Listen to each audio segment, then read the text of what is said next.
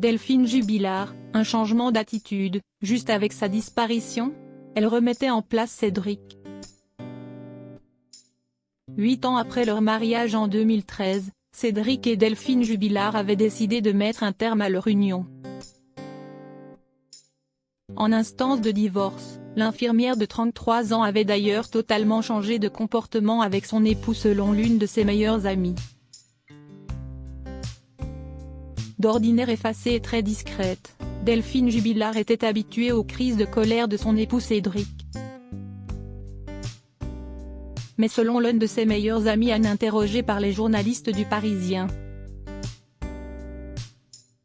l'infirmière d'Albi avait totalement changé de comportement les mois précédant sa disparition survenue dans la nuit du 15 au 16 décembre 2020 à Cagnac-les-Mines. Elle explique.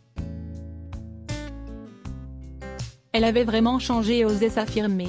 Je me souviens d'une soirée particulièrement tendue chez eux vers début septembre. Ils n'arrêtaient pas de se disputer pour le choix de la musique. Ils n'étaient jamais d'accord, mais Delphine, contrairement à ses habitudes, ne lâchait rien. Lassée d'avoir une vie de bidochon avec le peintre plaquiste qui n'avait fini aucun travaux dans leur maison de Cagnac-les-Mines. La maman de Louis et d'Elia était d'ailleurs en instance de divorce au moment de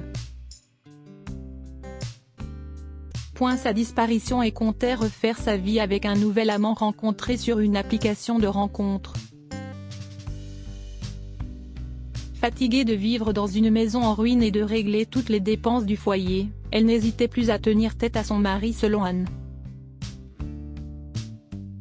Elle remettait aussi en place Cédric lorsqu'il se lançait dans des tirades sur les travaux qu'il était en train de mener dans la maison, ajoute-t-elle. Même si elle révèle n'avoir jamais vu Cédric lever la main sur elle, elle s'est néanmoins souvenue d'une menace que Cédric aurait faite à l'infirmière quelques mois seulement avant sa disparition. Très soupçonneux sur son épouse et craignant qu'elle ait un nouvel amant. Le peintre plaquiste de 34 ans avait confié à Anne vouloir lui faire à l'envers si elle venait à se mettre avec un autre homme que lui. Cédric Jubilard reste présumé innocent des faits qui lui sont reprochés jusqu'au jugement définitif de cette affaire. L'interview complète de l'amie de Delphine Jubilard est à retrouver sur